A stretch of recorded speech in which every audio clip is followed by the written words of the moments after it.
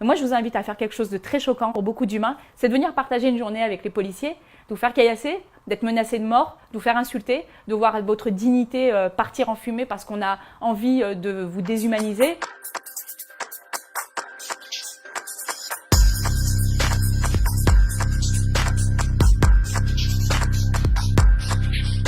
On a l'impression de ne servir à rien alors que notre but de plus en plus chaque jour, c'est de servir aux autres. J'ai déjà été injuriée, menacée de mort, j'ai déjà dû déménager autrefois quand j'étais en service de voie publique. J'ai déjà été agressée et blessée, je subis encore les conséquences de la blessure aujourd'hui. En fait, un jour, il fallait interpeller une personne qui était venue agresser son ex-petite amie.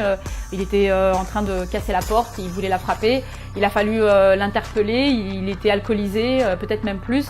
Le problème, c'est qu'il s'est énormément débattu et puis ça a provoqué une entorse de mon doigt. Ce qui est le plus difficile, c'est l'atteinte émotionnelle et psychologique qu'on subit au quotidien.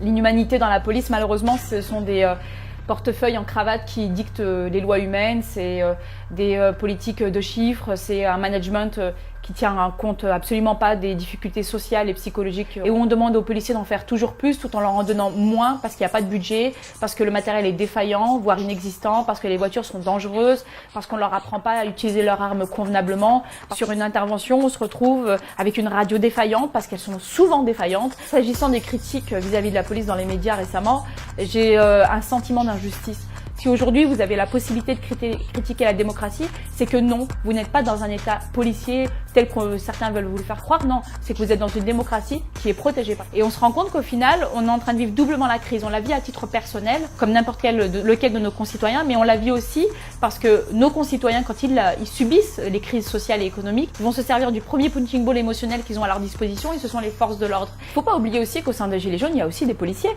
En dehors de leurs heures de service, vous savez, quand ils retirent leur uniforme, ils ressemblent à monsieur et madame tout le monde et certains ont porté le chasuble jaune et continuent à le porter. Ce mouvement a été malheureusement gangréné par des militants mal intentionnés qui n'ont d'autre vocation que de pratiquer un putsch. Il y a eu une réponse qui était nécessaire. On a vu des images qui étaient édifiantes et terrifiantes pour notre pays et notre sécurité. On ne peut pas accepter d'avoir des soirs de pillage, de casse, d'agression.